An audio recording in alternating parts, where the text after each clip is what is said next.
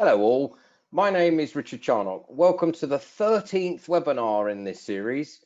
Over the past 12 weeks, our webinars have focused on the practical steps businesses needed to take to adjust you and your businesses and your people to the way we're working now and prepare for the future. We've covered a wide range of topics from cash flow, sustaining business performance, transforming workplace skills to what modern recruitment firms should look like. And as a reminder, all of the previous webinars can be seen through the REC website. Today, we're looking at laying the foundations for a buoyant workplace. I'm joined by our usual panelists, Dave Pye and Bradley Plax from Augment.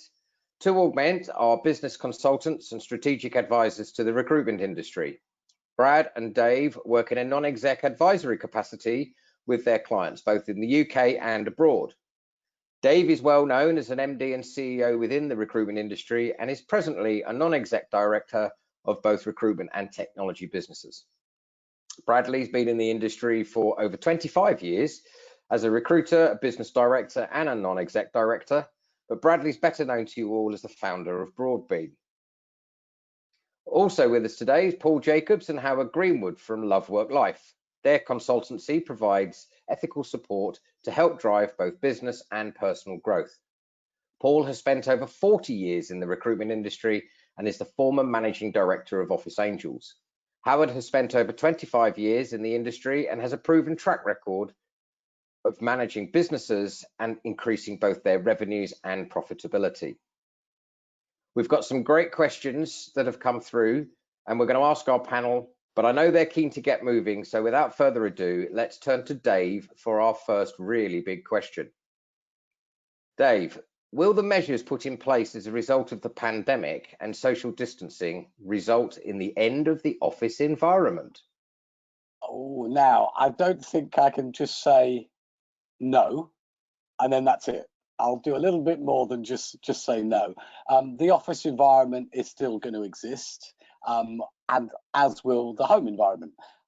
Like me, you're probably missing the camaraderie, you're probably missing the people, the water cooler chats, all the things that, particularly in recruitment, make us good at being in the office.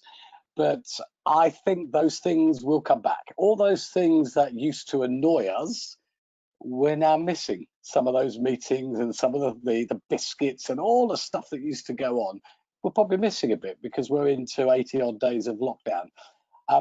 But there are now 4 billion people working from home. So we're not quite as special as we are because we're now one of 4 billion. But there are kind of a number of trends that I think we're going to see over the next 6 months. Work will be the thing that you do rather than the place that you go. There will be an office, but there'll be the office that will be mixed with home and office. I think we're going to see increasingly flexible work schedules. I think remote working is going to become more widespread. I think it's also going to be a real bonus for you as organizational leaders to hire talent, because a number of people are going to say, I've quite enjoyed the flexibility of working from home. Please, may I continue to do that? And if you're able to offer that flexibility and not have everyone come into the office, I think that is going to be to your credit and a very good thing. I think we're going to see, and this is going to be an interesting challenge for us in recruitment, we're going to see a drastic reduction in the number of in-person meetings. We're just not going to be able to meet with people one-to-one in the way that we wanted to. And I'm talking about the next 6 months or so, perhaps into 2021, until we find out what social distancing comes in. Perhaps if it gets down to 1 meter, we'll maybe have to have more meetings. But I think for the most part, it's probably best to plan that we will have less in-person meetings than we've had before. I think we're going to see an increased use in tech. So things like GoWebinar and Zoom and Hive and all of those sort of things that we're perhaps getting used to. We're going to be working more as recruiters, as business people, running our own businesses from our own desks. We'll use project management tools in the way that perhaps we haven't used before. And I think last week I was saying that you've got to make sure that you are set up at home with the right equipment at the right time. And if you've got that, then I think you're going to be in that office environment. I think there's going to also be a trend to move away from more full-time employers to more independent contractors. Clearly, in the recruitment world, we're used to placing people into permanent jobs and into temporary jobs, but actually most of the people we employ full-time. Well, I think there's going to be a shift in work in the next 12 months where we will begin to consider employing people on an independent and part-time basis. And they'll come into the office maybe a day a week or 2 days a week. There's going to be that change. I think there's going to be an increased investment in employee training and employee management, because we are going to have to all learn new skills, how to work in this new world of work, which is home and office. I don't know that everybody will just look forward to going into the office every day and working 9 to 5 or 8:30 to 6 or whatever, because we're going to have challenges on public transport. So we're going to have to continue to train our people to face up to the skills that they're going to need for the new world of work. And I guess my final point on will the office exist or not is that I think employee happiness, motivation, mental well-being, we've spoken about this a lot on these webinars, but I think that is going to become increasingly important, because if we're not socially aligned together in the way that we were, but we want to be socially aligned on Zoom, on meetings, on the various tech that's available, we're going to have to watch out for one another, watch out for our happiness, our mental well-being. And I think that is going to be a feature and it's certainly a trend in the new world of work as we look ahead. Thanks, Dave. Some great points there, and I'm really pleased you just didn't say no. Could have done, couldn't I? It would have been very boring just to say no. It would have been a very short webinar. Thank you for that. Howard, can we turn to you to add some thoughts in, please? Well, after Dave's answer, I might just as well say no. No. Good morning, everybody. I hope we're all well. I think it's a great question, and I don't think it's so much about will it change the way the office environment, or is it the end of the office environment, but I think it's the way that we change and we do business at the moment. And I've spoken to lots of clients who have changed what they're doing at the moment. So some clients have left their office, they've taken advantage of break clauses, and they are now working purely remote and have a small office that they meet in once a week. I have other clients who are desperate to get back into the office. But whatever creates that sales culture that serviced the recruitment industry for the last 50, 60 years, it's going to be a major challenge for recruitment leaders to still create that culture. And I think, the days of standing over people and demanding that they work hard or they stay late, etc., have long gone. But we need to start to think in the 21st century how we're going to manage people. And that sort of leads to the type of people that we recruit. And I think Dave sort of alluded to some of the things that we need from people. So the type of people we recruit will also become very, very different, and what we need, because we need people that we can trust if we're going to allow this working from home as well as working in the office type environment. And that sort of leads to the challenge of 360 recruitment like it's never had before. If we look at the retention levels of new recruiters in the first 3, 6, 12 months, etc., it's always proved that 360 doesn't truly work. It's not cost-effective method of recruiting. And if you think of that, every successful recruiter that gets a billing, say 150K plus, there's always 4 or 5 recruiters that have failed to get to that level before that, which means it's a very costly way to recruit. So recruiting the right people and training and developing them will be really important. But training and development and mentoring of your leaders will make it even more important to get the best out of your team, especially if they're working, as they will be for a period of time, still from home and potentially into the office until social distancing comes down or people feel comfortable coming into work on public transport. So you need to make sure that your business is playing to its key strengths and behaviors, that you can work from home and you can work in the office. And I think, as Dave said, I think that's going to change the way some of the positions work. You may have people that want to work just purely in the office, which will be absolutely fine. You'll have some people that want purely to work from home. Can you accommodate that?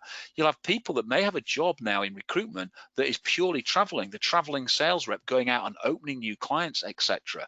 Could all come when social distancing has started to reduce. So can we start to look at new positions in recruitment and hybrids of positions that are going? So I think, therefore, evaluating your workforce and looking at the key processes that need maximizing have you got the right people in the right areas to ensure that you maximize those? And if you have, how are you going to train and develop them if they are disparate and working away from home, rather than is this the destroyance of the office culture?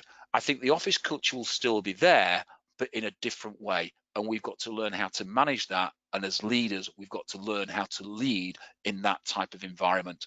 So I think it's a big question, and we could talk for hours on that type of question, but to me, they're the core key takeaways that I'd look at.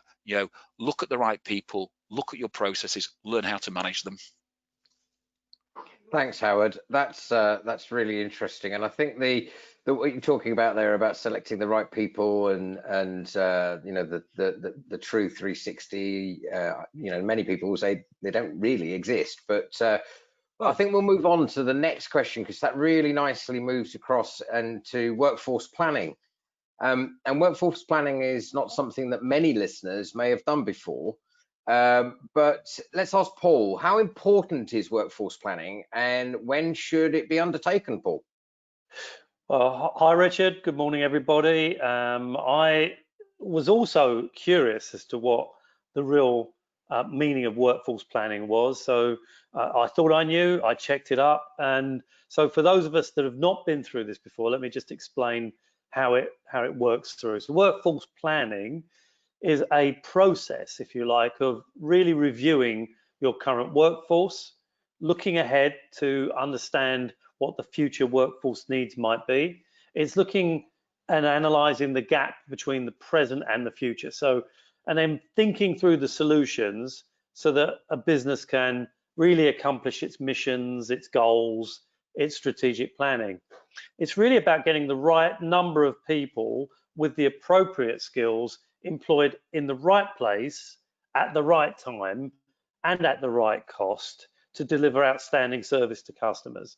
So it's a different way of reviewing the way we go forward. Obviously, many larger organizations have been doing this for some period of time. For the vast majority of us in the recruitment industry, we've really never done this. And we're going into this new world of work, as it were, with the opportunity to completely review the way in which we work, the hours we work, when people start, when they finish, when they shift patterns for our people, whether we are going to look at evening work, weekend work, and so forth. And it's looking at that whole thing in the round from a holistic perspective. Very often these things in bigger businesses happen through mergers, acquisitions, but importantly through transformational change projects. And goodness knows, we are really going through transformational change at the moment. So it's a very appropriate question for us to be asking.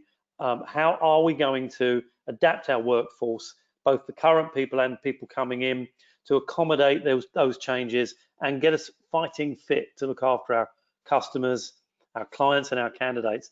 And often what happens in this situation is it can reduce our labor costs, it can reduce the volume of people we employ sometimes. It can certainly look at the salaries, because if people are working from home part of the week or all of the time, then they haven't got the travel to work costs, and that can obviously have a positive impact on their work lives and a positive impact on the amount of money we spend on staff.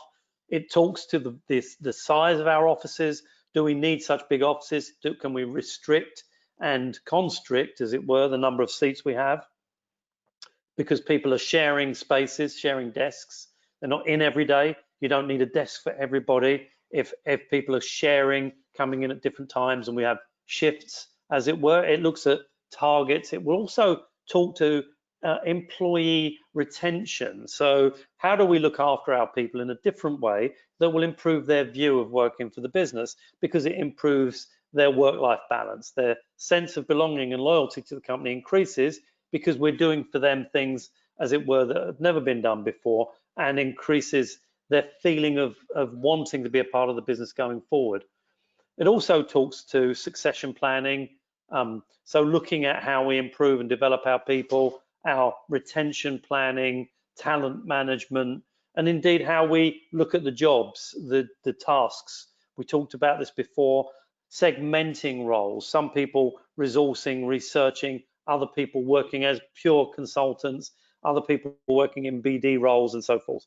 So what you're doing with workforce planning is really analysing everything everybody does and looking at the way in which we go about our business in a completely different way.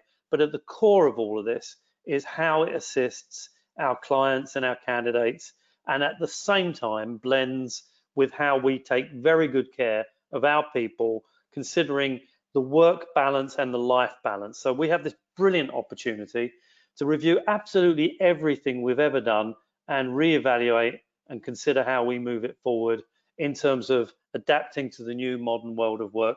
And workforce planning is a project, an ongoing project, that requires your full attention and indeed the attention of everybody around you, having their input, their involvement, and really saying, are we going to go back to the way we were working before the COVID-19 crisis, or are we going to approach the new world of work with an entirely different view about how we serve our clients and candidates and how we take care of our people, looking at it from a work-life balance perspective? Richard, back to you. Thank you, Paul. Some great insight there. And workforce planning, that often misknown or misused name or word. Bradley, would you like to take us a bit further on the workforce planning and give us your views, please? Yeah, morning, Rich. Thanks very much.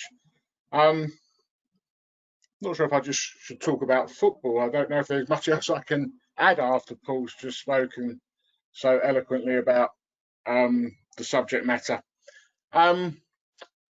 Let me start by making a slightly left field comment. You mentioned earlier on, Rich, that we're on our 13th week of webinars. It's crazy, isn't it? How quickly time has passed, yet there's been such trouble in the world over that period of time. And it's just reminded me that the world has a habit of continually spinning no matter what's going on. And I think whilst many of us may well have experienced difficulty with our businesses because of COVID-19, hopefully there are many green shoots that are appearing and we can come through the other side, maybe slightly battered and bruised, some of us, but equally determined and ready to go. And there are some significant opportunities out there. So I hope you guys are all feeling the spirit and the energy to knuckle down, get your heads down and start pushing forward, because I'm seeing some good things out there. But bringing it back to the subject, workforce planning, should it be something that we are doing, and if so, should we do it now? Yes, I suppose. Paul mentioned very well what workforce planning is. I looked up on the CIPD website. It talks about determining the future work needs and identifying the gap between present and future. And as Paul said, looking at implementing solutions to accomplish missions, goals and strategic plans. And from a business owner's viewpoint, I set my first recruitment business up back in 1999. I'm going to suggest myself and many other business owners I know have always adopted these things, but not necessarily put the title of workforce planning on it. And when we speak about finding the right people for the right job, I can remember in the very early webinars that we did, I talked about making sure that the right level of experience consultant you have is absolutely working on the jobs that are going to generate money now. And I think workforce planning is finding the balance between short-term and long-term goals and objectives. And absolutely, there's a need for you to be able to consider the staffing levels you have, how appropriate the level of experience it is. But in times that are still difficult, we should definitely be making sure we've got the right people working in the right areas. Rich, you mentioned, is 360 recruitment still out there? My gut feel is it is. I'm working with a number of clients that are absolutely working in that way and making placements. But ultimately, there's not one size that fits all, and there is many different ways to skin a cat, as they say. And as a result, you've got to do what's right for your business. But for me, when we look at the right people doing the right job, that brings up the word trust to me, making sure that you can trust people. That feeds into something that I've been very passionate about over recent weeks, which is your purpose and your value system. And I think if you've got that in place and you can trust people, I think that makes that process a little bit easier. As we come out of this crisis, or certainly looking towards coming out of it, you need to assess what's right for your business, and maybe there's an opportunity to look at some freelance work. For example, if you need training or you need marketing, maybe in the past you would have hired a marketing manager or an L&D person to come on board. I think you need to look at the needs of the business now, and there might be some short-term work you need to do to be able to steal a march as you go back into some level of normality. Maybe it's not appropriate to have full-time staff, and I think the things like that you can look at. And more than anything else, I think you've got to be able to make sure any decisions you're making are feeding into your overall purpose, because I think that enables some of the decisions you need to make a little bit easier. In summary, I don't necessarily know if workforce planning is something new for many of us. I think we've probably been doing it without realizing what it's called. And I think now's the time to be able to look at your business, look at it objectively, look at the cash flow that you've got to be able to make the decisions, but recognizing that if you invest in your business with the right kind of people, there are opportunities to come out the other side of this with some pace. And they're your considerations that you need. Back to you, Rich, as you've just Bradley. timed me out. So we've talked about the new office, what it might look like, or is it the end of the new office? We've talked about the people and workforce planning. I think the next thing really is about marrying those two things together. So I'm going to turn to Howard, please. And Howard, what are the practical steps that we should consider when planning for staff coming back to the office, and for those that may even continue to work from home? Thank you, Richard. I think that's, again, a really long question that we could spend a lot of time answering. I think, yeah, obviously you have to have a plan together and start to put plans together to bring the workforce back. I think the first thing I'd do, and the most important thing I'd do, is as people start to come back into the office, I'd start to do things such as employee satisfaction surveys. I want to find out the temperature of my staff at this moment in time, what they're feeling. I want to look at instantly areas that I can potentially improve on. And if I do an anonymous satisfaction survey to my staff, then I can start to see areas in my business that need maybe a team-driven environment or a single location. Or I can look at environments that maybe have a better work-life balance, depending on what my people are saying to me within the business. So I could look at old school recruitment management, or I could look at new school recruitment management. So I think the key is, as business drivers, we're simply basing on, if you look at business drivers and you base it on, say, something like Maslow's hierarchy of needs, then we start to think about what do our staff feel at the moment? How do they feel about the culture? And I think what Paul and Brad were talking about is planning, and a lot of that planning is being part of that culture. So are they involved in the planning and moving forward to create that culture? If you're a business that approach things such as values, ethics, belonging, world-class security, and most recruitment agencies have words of such as that on their website, you want to know whether or not your people actually believe in it, but then also where they have the ability to actually deliver it.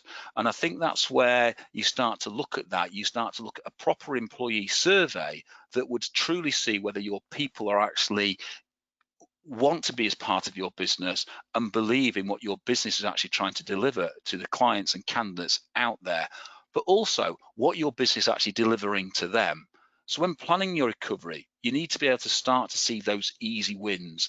And the easy win is addressing the inner culture of the business that will enable you to start to accelerate the change in the global culture that's been accelerated by COVID-19. So if you have plans, you want to make crystal clear career opportunities for people, career opportunities that have set goalposts, they're not moving all the time, so people can see opportunities for them and what's in it for them. As I said, I'd make them part of the planning process that will enable them to understand more of what's actually happening. It's like planning that big journey. If you're going from a big journey, the planning the part is really exciting. Then part of that journey, passing milestones on that journey, is really exciting. So you want them to be valued and feel trusted. They want to feel part of the journey. And all these things need underpinning with training. So some people have been furloughed for 3 months, as we've said already. So training is a must for them to ensure that they are fit to go back and be ready to work and be better than they were before lockdown. Because think, if you're changing and addressing and adding new processes to your business and you're helping to create a better culture within your business that improves your customer's journey, then you need to ensure that your consultants have the capability to deliver that, irrespective of whether they're working in the business or they're on furlough. Because if they're on furlough and you need to bring them off the bench straight away back into the business, they need to be ready to roll straight away. So training and mentoring needs to be from the top down and from the bottom up. It's almost the essential catalyst that will help spark the recovery of your business. And so if we talk about that business planning and we talk about the employee satisfaction, if we get those right, you can then start to ascertain those candidates, as I've said in a number of numerous sort of webinars before, those that genuinely love working for you, those that like working for you, and those that just tolerate working for you, because you want the right people on the pitch when we start to really move forward. Back to you, Rich. Thanks, Howard. And yeah, again, fascinating insight into the people side. Many things I hope will be useful as a reminder for folks that are bringing people off furlough particularly, but getting people back into the office. But Dave, I know you're the real pragmatist amongst us, so I'm sure you've got a list of things that people need to consider. Over to you, sir. Shall I say no again? Yeah, thanks. I've stayed on this time. I think there's a couple of things here. The first thing, I guess I'm going to address this. If you are leading your company and you're leading your organization, I think the first thing you need to do is to assess the readiness of your team. Please don't assume that the leadership team that you've got and the spirit that they were working with and the camaraderie that was there on the 23rd of March when we went into lockdown is the same as you're getting ready to come back into the office environment or the new world of work. You know, what's been going on in their lives and what's affected them, how are they? And I think that's a really important question, to just get under the skin of how they're feeling. You may be feeling really, really excited about coming back to work. They may not be. And you may think, well, that's really bizarre. Why would they not be excited about coming back to work? But they genuinely may not be. There may be a lot of trepidation, a lot of nervousness, a lot of worry. So you just need to spend a bit of time with them and really assess whether they are ready, or if they're not, how you can boost that confidence or give them the skills that they need. And then also, I would spend time defining some pivotal roles for each of your leaders. Now, you may be sitting there, if you're running a business with 2 or 3 people, and thinking, well, I haven't got any leaders. I lead the company, and then I've got 2 consultants and a resource or a business support person. Well, still take the time to write down what are some of the things that they could be doing, what are some of the roles that they could be doing in this new environment that we face, and your job is to help them define the priorities for the business. And the last thing I would say on this first point, I'm not about to finish, Rich, is just look at succession planning for yourself. And this is a bizarre thing to say when we're in a pandemic. But what if you caught this virus? What if you became ill and had to take some time out of the business? I would argue that our Prime Minister came back way too early. He certainly hasn't been on his game in quite the same way, because it takes it out of you, this disease. So what happens if, God forbid, that you caught it? You need to have some succession in place, not forever, hopefully, but certainly for the next few weeks, because we're getting into that next stage of the next environment for work, and that's quite important.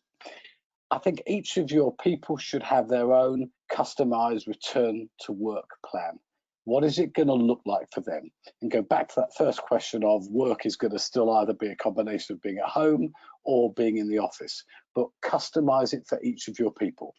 This is one where if you've only got 3 or 4 people, I can say, actually, that won't take you too long. It's relatively easy. If you're running a team and you've got 55, 60 people or more, you may be thinking, well, I've got to write 55 or 60 plans. Yes, you do. You have to write 55 or 60 plans. You've got to have, each person's got to have their own plan. And I would consult with them.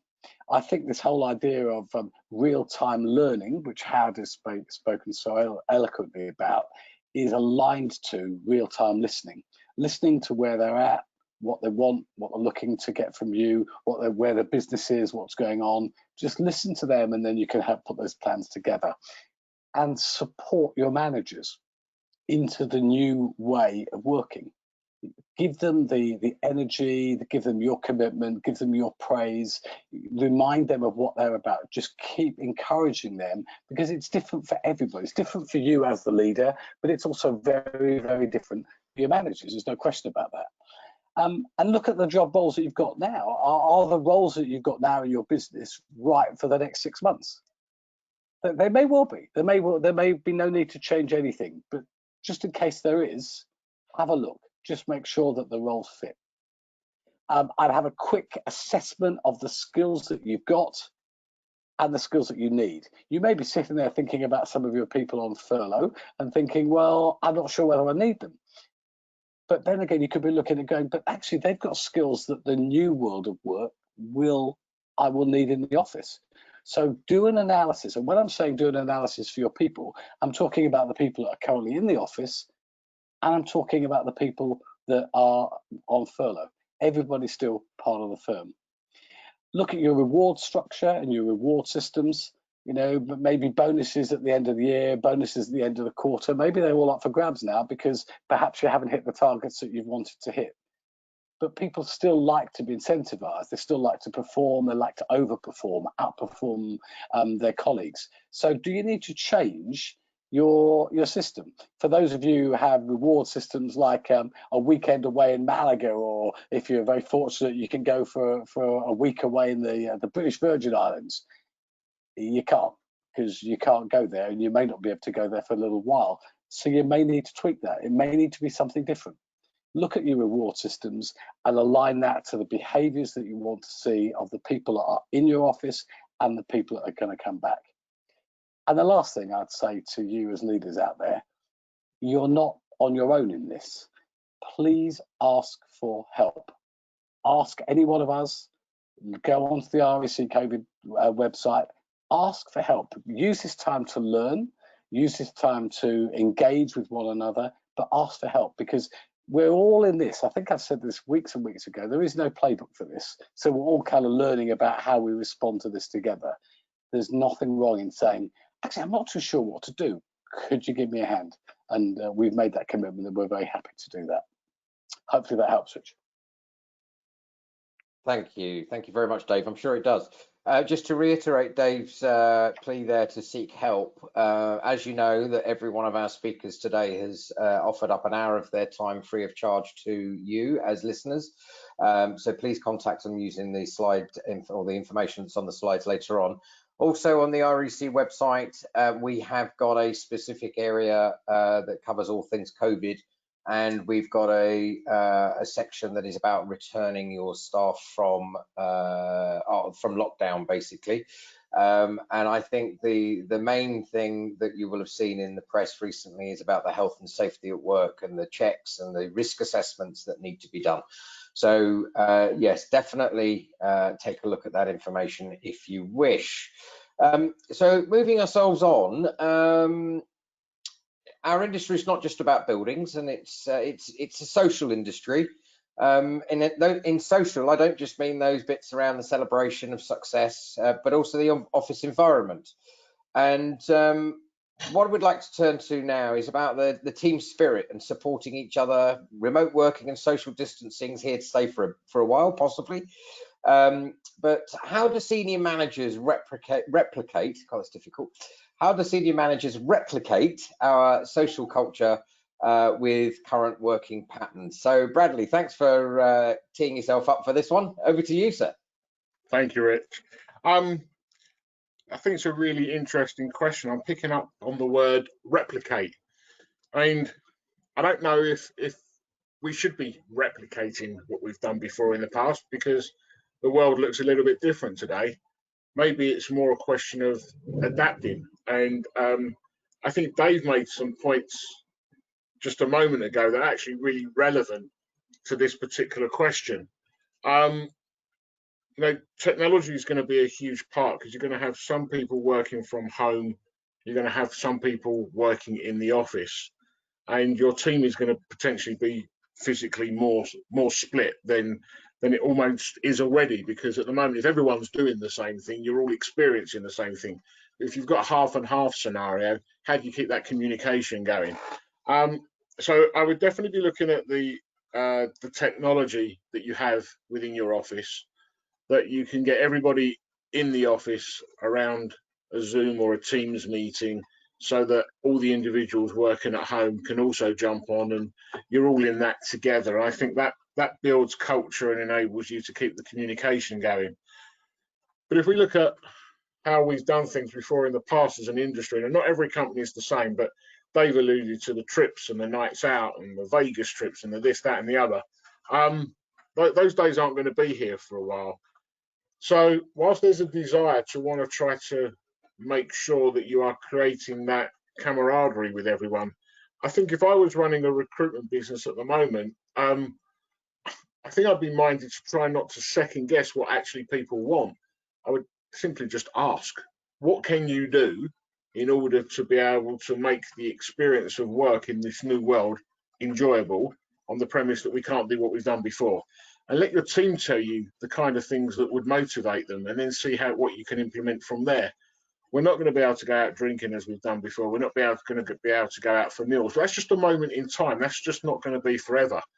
So I think you may well find that the culture might be more individual related rewards, because that's what might motivate individuals. Equally though, I think I've seen many companies doing it already, and I think it's great, whereby they really are consciously trying to get everybody connected together at the end of a working day, possibly a Thursday night or a Friday, have some team beers over Zoom, for example, do some quiz nights and things like that. And it's not quite the same as all being together, but it's things like that that you can implement. But it's going to be really difficult, I think, to replicate. And I think if you change the word to adapt, then it's about coming up with new things and recognizing that it's okay to ask what people really would be inspired by, and then do your best to be able to facilitate that on the premise that the work's being put in and you can see the results coming. So it's a difficult one, Rich, but that's my thoughts on that one. So back to you. Thank you, sir. Let's ask Paul to take this one forward and add in some pieces for us. Thank you, Paul. Thanks, Rich. So look, I think this talks to the whole point about employer value proposition, this EVP that we've all heard of. I mean, just to explain EVP, essentially there's three concentric circles. One is your external positioning, so how the public, how your customers view your business, the perception of your business based on its brand values. So when they see advertising, they see your logo, they see any of your messaging, it gives them a strong message. The second element of this circle, or the circles, is how you treat your own people, the internal culture of your business, which in the perfect EVP world is exactly or very, very close to the way your business is reviewed and perceived externally, looking in. So working in that business as an employee should feel exactly the way you expected it would feel when you were looking at that business from the outside in, if that makes sense. And the third circle is how we remunerate and treat our people, how we reward them. I think this whole thing is linked to the culture, and we've got this opportunity now to really consider how we're going to review the culture of our business, how we maintain and develop our culture. That is definitely linked to the whole issue of EVP. I think we ought to be very upbeat and optimistic. We've had an incredibly amazing, if that's the phrase, but certainly an extraordinary journey over the last 3-4 months that none of us could possibly have predicted. It's now's the time, I think, to start thinking ahead. It's interesting, and I'm sure you've discovered how many of your friends and relatives are booking holidays for next year and making plans for the future, because we're all desperate to get out there and get back to our normal lives. In fact, we want to make up for the lost time. We should do that in our businesses. Get into planning your rewards trips, talking about events, really getting people bought into the future and how exciting and fun it's going to be. And I think that comes down to forward planning. You know, you need to get your immediate team around you and indeed reach out to the broader community within your business and talk about their views around awards, around events, whether those things are the events are virtual for the time being, so looking at video calls and events in that sense, virtual events, or whether hopefully we can start getting people together in the near future is equally important. And I think we need to be planning those things and immersing people in these issues. Now, regardless of whether we are now into this sort of post-COVID world and looking at the culture of the business, I can reach into my past and talk to you about something I always did when I was the CEO of Office Angels, and that was I produced a weekly newsletter. Admittedly, I had 650 staff, 120 offices, but I produced a weekly newsletter which we laughingly called Angel Delights, and anyone that used to work for me will smile when they hear that. But each week I sent out a message talking about the great things people had achieved in the previous week, and I did that for 6-7 years. It may even still be going on for all I know. What I knew about that point, which is still relevant for today, is that you have to really pick up your level of communication. If you're managing people remotely, and that was absolutely my daily diet, then looking at how you communicate with people verbally, physically, and in a written form becomes absolutely your major focus. It was absolutely my major focus. I also think that if people can't come to you, you need to go and see them. Something, again, I used to do. I was on the road every week visiting branches all over the UK, and it was as I say, a daily issue for me. I was always out, always going to see people. If they couldn't come and meet me, I went to see them. If you have people that are going to be working from home regularly, or even people permanently working from home, and they can't come to you, you get on your bike as a leader, as an owner, go and meet them, go and see them, because it's so important to connect people to you as a leader and to connect them to the business. People need socialization. We don't just go to work to earn money. We go to meet people, have fun. As Dave said, the water cooler conversation, the chat over the photocopier, the giggles and the laughs, all those things are essential for our mental well-being. And if we're distanced from the office, we're going to have to work really hard at how we keep that fun element, that socialization element that us humans enjoy, how we push that through every element of our business going forward. This is not a small issue either, I might add. As recruiters, we know that people leave businesses for reasons that are related to their lack of association with culture, the culture of the business. They leave companies, they don't like their bosses, they don't like the people they work with, they don't like the culture of the company. We know how important that is, and if, as professionals, we know that we're going to have to work extremely hard if people are working virtually to make sure that we maintain and develop our culture. So you need to get on to planning cultural issues now. That is, I think, around qualitative and quantitative questionnaires and surveys, one-to-one meetings with your people. Find out what they want from you going forward. What do they want? Ask them, don't tell them, ask them, what are they looking for? So look at how you can be imaginative around developing and in fact improving your culture as you go forward. You need to win hearts and minds. Family values are very important. So family in terms of the people that work for you and with you, feeling part of your family, the family of the business, but also you should be very involved in terms of helping them to get better family lives, in terms of, if I may say, work-life balance, because this is the opportunity that people have been looking for to try and get a better balance in their lives. It should improve the productivity in your business, not diminish it. So if you can get people to feel really aligned to your values, your behaviors as you go forward, they will stay with you. It will improve your retention of staff, something I made reference to earlier when I was talking about workforce planning. So develop your brand, get people to feel really proud to work for you in the way they did in my old business, being a Sunday Times top 10 best business to work for. Make sure they feel aligned. You're going to have to work at it. It's definitely challenging because people aren't around you, but it's not impossible, and it's a challenge you should relish, because here's a chance to really develop the culture of your company and improve the workplace and the retention of your people. Over to you, Rich. Great, thanks, Paul. I think let's take the point you were saying about EVP and the values and the culture. So I'm going to turn to Howard next. And how do you create those values and get them aligned to the culture in a changing environment? And how can this help drive business performance, Howard? I think that's a great question, Richard. I'm just going to wait for my webcam to switch on. I think value and culture and how you align that business performance all comes from one thing. It all comes from if people feel genuinely valued, if they feel like they are truly welcome within a business and they feel like they're using their core strengths and they are being developed, then they feel that they are in something that is worthwhile. They're on a worthwhile journey. And I think that's the start of creating a winning culture, a culture with a winning rhythm. And everything that we've talked about today on this webinar is all about that culture and bringing that culture together. It's bringing a plan to create the culture. It's bringing an operation plan from there. It's looking at your people's strengths, your management team.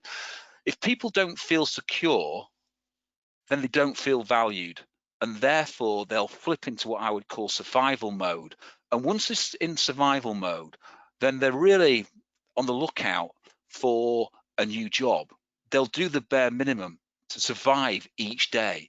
And therefore, you're not getting the best out of them. But worse still, your clients and your candidates aren't getting the best out of them. So you need to make people feel secure and they need to be engaged in that feeling, okay? So it's engaging them constantly to make sure that feeling is created, not pushed on them. When people start to feel engaged, they start to feel proud about working for a business. It gives them a true sense of belonging. And if they feel that they belong somewhere and they feel they have a career prospect and the business is actually catering for their needs in work, but also outside of work, then they do truly feel valued. And when they feel the input and their output truly matters, it drives that sense of achievement. And that sense of achievement starts to create a high energy environment, a high sales output environment, because the people feel highly engaged. It's estimated when you start to look at these type of things that only 15% of the workforce at any one time gets that really highly engaged stage, but there's over 30% of the workforce are in that unengaged stage. So just think, if you looked at your business and you looked at that as an average, if you could buck that trend, what a difference it would make not only to your business, but the market that you actually operate in. So as I said over a lot of these webinars, okay, it's the people who love working for your business. They're the ones that are highly engaged and will do anything for the business. They're almost that entrepreneurial type person. They'll give you ideas, they'll help with ideas, they'll drive ideas. They might not want to take the financial risk as most business owners do, but they're that entrepreneurial type person, rather than those who are just happy to be there and just pick up a paycheck. And if something better comes along, they're more than likely to go. Or worse still, as I said before, those who simply tolerate working for your business and just don't care. So in the past, I've certainly worked with a number of clients in changing their culture, which has supercharged their results. And that starts with that employee survey. It starts with understanding your employees' feelings and what they are like. And bear in mind that quite a lot of your employees have been off for 3 months outside of that business. What a great opportunity now to have a great view of what they actually genuinely feel about your business. And then you can start to create something better. You can start to create that environment that truly leads to success. And that is all about creating value and aligning it with your culture and then helping to drive business performance, because it's the culture that drives the performance. You can't make performance happen. So I think that's the best way I'd look at it, Richard. So back to you in the studio, Richard, as they say on the TV. Thank you very much, Howard. I think we've got enough studios across the country here. We are coming to you from all 4 corners of the UK. Now, I think we're having 1 or 2 connection problems from our panelists, but I'm going to throw the same question open to our remaining panelists. So thinking about creating values and aligning culture to the changing environment, and how can this help drive business performance? Dave, are you there or have we lost you? No, I assume we've lost Dave. So Bradley or Paul, is there anything you would like to add to this? Oh, both of you. Great. Let's have a debate. Anything you'd like to add, please, guys? Up to Oh, you, you go Brad. first. Okay. So, I mean, I think it comes down to leadership, really. And in the end, I think the values are always developed by the leaders. Many people over the last 3-4 months have had an opportunity to stop and think about what they want from their personal and business lives going forward. And I think that it's been an incredibly valuable opportunity for all of us from a personal and business perspective to step back and reflect. I've always believed very strongly that behaviors and values in a business, cultural alignment in a business is essential. People will work for organizations they feel aligned to, often for less money than they could get somewhere else, because they're happy, they feel rewarded, they feel valued, they're listened to, their views are sought by the leaders, and their ideas are carried forward. And I think that we've all had that opportunity to step back, rethink, reconsider how we want to develop the values and the behaviors in our business. It comes from us, it comes from leadership, but it also comes from listening to the people around us and coming up with an empowering involvement from the people that work with us, providing them with autonomy, treating them as mature adults, and giving them an opportunity to work alongside us to develop great businesses, but also to respect their personal space, to respect their opportunity to develop wonderful home lives. That's the opportunity we have going forward, and I think it's a brilliant opportunity. Brad? Thanks, Paul. Yeah, Paul just mentioned about asking the staff and getting a sense of what their feelings are and their almost the shared vision that they have, and I think that's really important, because you can't impose those values on your team. You need to do that in a collaboratory way where you can get their sense of where they want the business to be and what they feel about the business, and then you can all go on a journey together. I mentioned before on these webinars about PPP, purpose, performance, and profit. And if we focus on the purpose, and then you take everyone on that journey, your staff, your clients, your candidates, that will increase your performance, which ultimately will increase the profit. And I think there's something hugely valuable about this in modern business and certainly post COVID-19. If you can really align yourself to something that's bigger than money, the money will look after itself. But what's really important is to make sure that there's alignment throughout the business for all those involved. So you have to communicate and you have to make sure you've got those shared values.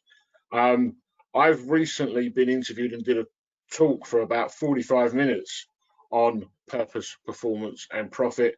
Anybody that wants to see that, I'll happily send it, drop me a note on LinkedIn or whatever, and I can get that over to you. I think it's such an important part of how we build businesses moving forward. And if we get this piece right, it could underpin everything you do as an organization moving forward, and is exceptionally powerful for all those that work with you. And I think increases loyalty, increases trust. And if you get those two things increased, ultimately that will improve your retention rates, which again feed into your profit. So really interesting subject, so much work to be done on it. Yeah, there you go. Back to you, Rich.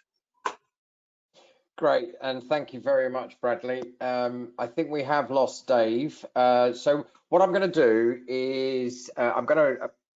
No, I think. Oh, you're back, Dave. So I am back. Is there time to answer? Yes, please. Yeah, just to wrap up for us, and then I'll come back, and I've got a promise to fulfill to all the listeners that I've made week after week for the last few weeks. Thanks. I won't take a long time, Rich. I was just going to say, because the guys have covered the points very well.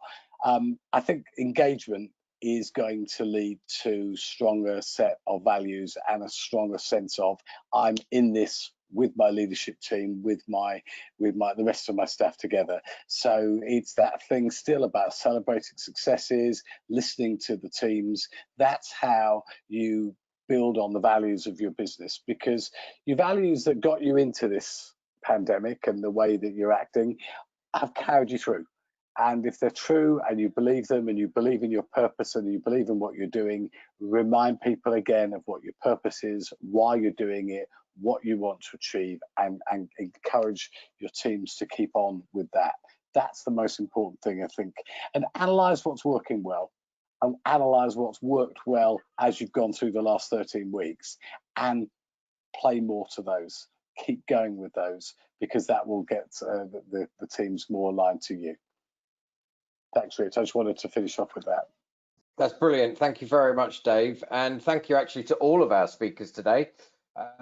I would like to finish off by fulfilling the promise of sharing our confidence data with you that our listeners have been contributing to over the last 12 weeks. So you can see back on the 26th of March when we did our first one, the blue line is indicating a high confidence level that the economy will bounce back. The red line is indicating a confidence that it will bounce back, but in some time. And you can see back in the early days, we were very confident that it was going to bounce back quickly. That over the space of 2 or 3 weeks was proven not to be the case. So those lines actually switched over. Throughout all of the surveys that we have completed, and we've had over 1,500 people on these webinars so far, you can see that there is a very small percentage, or zero in many cases, of people that are not confident that the economy will bounce back. What you can see at the end of the slide is that the speed in which the economy bounced back has slightly increased. So about 20% of the listeners last week thought that the economy will bounce back quicker than they anticipated. So a really good indicator on a high confidence that the economy will bounce back, but it's all about the timing. So on that note, all about the timing, again, I would like to thank our listeners for listening in, and our speakers for all of their wise words. A reminder that you can access all of the information around the COVID-19 issues that we've experienced on the REC Hub. There is a link on the website on the slides.